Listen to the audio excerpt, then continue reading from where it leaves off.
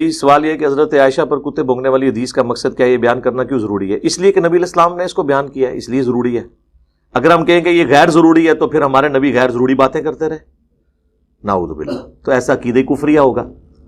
اور اگر اس سوال کو ہم پازیٹیولی لیں اور اس کا جواب دیں تو وہ آپ کو یہ جواب دیں گے کہ ہم نے کئی ایک ویڈیوز میں کہا ہے کہ نبی علیہ السلام نے جو غیبی خبریں امت کو دی ہیں نا، یہ غیبی خبریں اس چیز کو جسٹیفائی کرتی ہیں کہ رسول اللہ اللہ کے پیغمبر تھے، ایک جنگجو نہیں تھے۔ جنگجو بھی تھے لیکن صرف جنگجو نہیں تھے۔ صرف جنگجو جو ہوتا ہے نا، وہ جنگوں کی بنیاد کے اوپر دنیا کو الٹ دیتا ہے، بس کوئی نظام نہیں دے کے جاتا۔ نبی علیہ السلام تو دنیا سے چلے گئے، لیکن آج بھی گلی گلی میں رسول اللہ کا انقلاب موجود ہے۔ آپ نے جو دنیا کو چینج کیا وہ ہمیں نظر آ رہی ہے، لوگوں کو خدا کا تعارف کروایا وہ نظر آ رہا ہے۔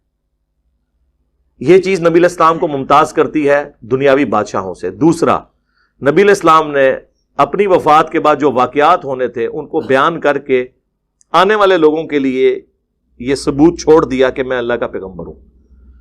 نبی علیہ السلام کی موجودگی میں صحابہ کرام نے تو آپ کے معجزات اپنی آنکھوں سے دیکھے۔ بخاری مسلم میں آتا ہے صلح حدیبیہ کے موقع پر جابر بن عبداللہ کہتے ہیں کہ پانی نہیں تھا تو ایک پیالہ آپ کو دیا گیا، بس پورے اس قافلے میں سے ایک پیالہ نکلا تو آپ نے اپنی مبارک انگلیاں اس میں داخل کی، 1500 صحابہ نے اس سے پانی پیا، جانوروں کو بھی پلایا، سٹور بھی کر لیا، تب بھی وہ پیالہ ختم نہیں ہوا، اور چشمے اس میں سے پانی کے نکل آئے حضور کی مبارک انگلیوں میں سے۔ اور یہ حضرت موسیٰ سے بڑا معجزہ ہے۔ حضرت موسیٰ علیہ السلام نے تو پتھر پہ آسا مارا تھا، پتھر سے تو چشمہ نکل آتا ہے، گوشت اور ہڈیوں میں سے پانی کا نکلنا ہی اس سے بڑا معجزہ ہے۔ تو یہ صحابہ کرام جن 1500 نے یہ منظر دیکھا ہے، ان کو تو اس کے بعد کوئی اور منظر دیکھنے کی ضرورت ہی نہیں ہے، کوئی اور معجزہ دیکھنے کی ضرورت ہی نہیں اپنے ایمان کی مضبوطی کے لیے۔ اور یہاں میں ایک ٹیکنیکل پوائنٹ بتا دوں، اس طرح کے آپ کو جیسے بھی جتنے بھی واقعات ملیں گے نا بخاری مسلم میں، یہ بھی ملے گا کہ تھوڑا سا کھانا تھا، اس میں آپ نے لعاب دہن ڈالا، دعا کی، کئی سو کو کفایت کر گیا۔ ہمیشہ ان واقعات میں کوئی نہ کوئی چیز موجود ہوگی جس کے اندر برکت ہوئی۔ یہ کبھی نہیں ہوگا کہ کوئی چیز موجود نہ اور حضور کر کے دکھا دیں، وہ صرف اللہ کی کوالٹی ہے۔ کریشن ایکس نہیلو، عدم محض سے وجود۔ ہمیشہ یہی ہوا ہے کہ تھوڑا سا پانی تھا تو اس کو زیادہ کیا برکت، وہ بھی اللہ کے اذن سے۔ یہ نہیں ہوگا کہ پانی ہے نہیں تھا تو پیدا ہو گیا، نہ، اس طرح نہیں ہوگا۔ یہ اللہ نے فرق رکھا ہوا ہے معجزے میں اور اپنی قدرت کے اندر۔ یہ میں نے آپ کو ٹیکنیکل پوائنٹ بتایا۔ اسی طریقے سے صحیح بخاری میں آتا ہے، عبداللہ ابن مسعود رضی اللہ تعالیٰ عنہ کہتے ہیں ہم حضور کے ساتھ کئی بار کھانا کھاتے تھے اور ہم نوالے میں سے تسبیحات کی آواز خود سنتے تھے۔ کتنا بڑا معجزہ ہے۔ صحیح بخاری میں آتا ہے ایک صحابی کی پنڈلی ٹوٹ گئی، نبی علیہ السلام نے اس میں مبارک ہاتھ پھیرا تو کہتے ہیں اس طرح ہوگی کہ جیسے کبھی ٹوٹی نہیں تھی۔ اب پنڈلی کی ہڈی کو کیورنگ پیریڈ کم از کم 6 مہینے تو چاہیے، میڈیکلی یہ امپاسبل ہے۔ اور میں اسی لیے کہتا ہوں کہ نبی علیہ السلام کا کوئی معجزہ بھی میڈیکلی سائنٹیفکلی پروف نہیں ہو سکے گا، کیونکہ اگر سائنس وہ کام کر لینا پھر وہ معجزہ نہیں رہے گا۔ سائنس ہڈی کو جوڑ تو لے گی لیکن اس طریقے سے نہیں جس طرح پیغمبر جوڑتا ہے، یہ نہیں ہو سکتا کبھی بھی۔ تو یہ معجزات جن لوگوں نے دیکھے اپنی آنکھوں سے، بخاری مسلم میں آتا ہے بارش نہیں ہو رہی تھی، صحابہ ایک صحابی کھڑے ہوئے جمعے خطبے میں، اللہ کے نبی دعا کریں، نبی علیہ السلام نے دعا کی، اتنی بارش ہوئی کہ اگلے جمعے تک ہوتی رہی۔ اگلے جمعے والے دن وہی بندہ دوبارہ کھڑا ہوا، یا رسول اللہ دعا کریں، ہمارے تو اب مکان گرنے والے ہو گئے، آپ یہ دعا، اور دعا بھی دیکھیں اپنی مرضی کی کروا رہے ہیں کہ ہماری جو ارد گرد زمینیں ان پہ بارش ہو، ہمارے گھروں پہ نہ ہو۔ ان دنوں میں گھر کٹھے ہوتے تھے، زمینیں باہر ہوتی تھی۔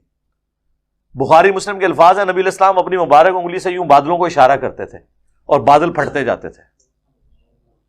سر یہ ہالی ووڈ کی فلموں میں آپ کو کیمرے کے کمال سے دکھایا جا سکتا ہے، ویسے سائنٹیفکلی یہ چیز ہو نہیں سکتی۔ یا حضرت سلیمان علیہ السلام کو اللہ نے ہواؤں پہ حکومت دی تھی، یا ہمارے نبی علیہ السلام کے ذریعے اللہ نے یہ کام کروایا۔ اب یہ تو ساری چیزیں تھیں ان لوگوں کے لیے جو موجود تھے، بعد میں ہمارے لیے کیا چیزیں تھیں کہ حضور اپنی وفات کے بعد ایسے واقعات بیان کر دیتے اپنی زندگی میں کہ یہ میرے بعد یہ ہوگا، یہ ہوگا، یہ ہوگا، اور وہ اسی طریقے سے ہوتا چلا جاتا۔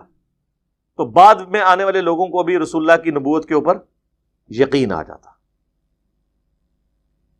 یعنی نبی علیہ السلام مسند احمد میں آتا ہے کہ اپنے نواسے حسین ابن علی کو اٹھائے ہوئے ہیں اور مبارک آنکھوں سے آنسو رواں ہیں. مولا علی حاضر ہوئے کہ یا رسول اللہ میرے ماں باپ آپ پہ قربان، آپ کو کس نے غمگین کیا؟ آپ نے فرمایا ابھی بھی حضرت جبرائیل آئے تھے، انہوں نے مجھے خبر دی کہ آپ اس بچے سے اتنا پیار کر رہے ہیں اور اس کو فرات کے کنارے پیاسا شہید کر دیا جائے گا. اور پھر انہوں نے میری کہنے کے اوپر وہاں کی سرخ مٹی بھی لا کے مجھے دکھائی، یوں ہاتھ مار کے معجزانہ طور پہ. تو یہ حدیث جنگ صفین پہ جاتے ہوئے نینوا نامی جگہ پہ مولا علی نے بیان کی، جب انہوں نے کہا اسبر یا ابا عبداللہ، اے ابو عبداللہ صبر کرنا. تو وہ تابعی کہتے ہیں میں نے کہا کہ حضرت علی کس سے باتیں کر رہے ہیں؟ تو وہ حضرت علی وہ جس طریقے سے اپنی محبت کا اظہار کر رہے تھے، تو حضرت حسین کی کنیت تھی ابو عبداللہ. کیا میرے بچے صبر کرنا، جب تجھ پہ یہ برا وقت یہاں پہ آئے گا. پھر وہاں انہوں نے یہ حدیث بیان کی کہ وہ حضرت حسین علیہ السلام کو حضور نے اٹھایا ہوا تھا، تو اس طرح انہوں نے کہا کہ مجھے وہ واقعہ یاد آ گیا کہ اس جگہ میرے حسین کو شہید کیا جائے گا. اب وہ تو بچہ چھوٹا سا شہید ہونا ہے 58 سال کی عمر میں، تو 58 سال زندہ رہے. پھر صحیح بخاری مسلم دونوں میں آئے عمار کو باغی جماعت قتل کرے گی، عمار انہیں اللہ اور جنت کی طرف بلائے گا، وہ جماعت آگ کی طرف بلا رہی ہوگی. تو عمار ابن یاسر تو 60 ایئرس، تو اس وقت آلموسٹ ان کی ایج ہو چکی تھی جب حضور یہ حدیث بیان کر رہے تھے. اس کے بعد بھی 30 سال آلموسٹ زندہ رہے ہیں. اور پھر وہ واقعہ ہوا ہے حضرت حسین کی شہادت تو 50 سال بعد، یہ 30 سال بعد.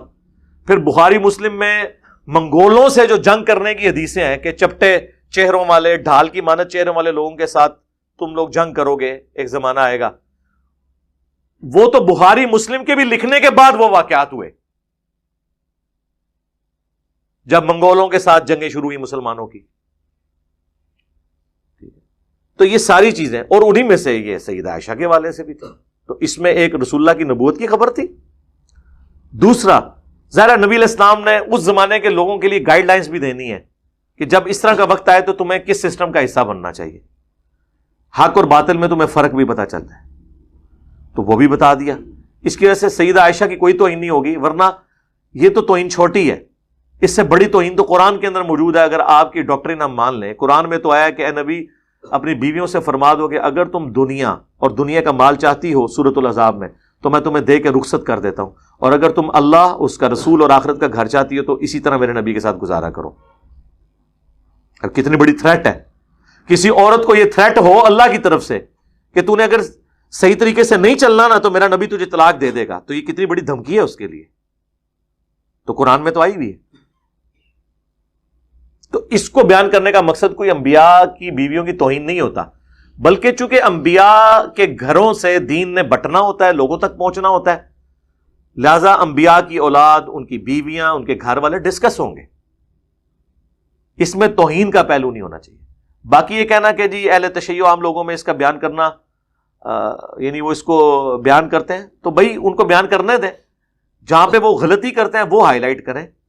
اگر آپ یہ کہیں گے کہ ہم نے قرآن کی وہ آیات بیان ہی نہیں کرنی ہے کہ جن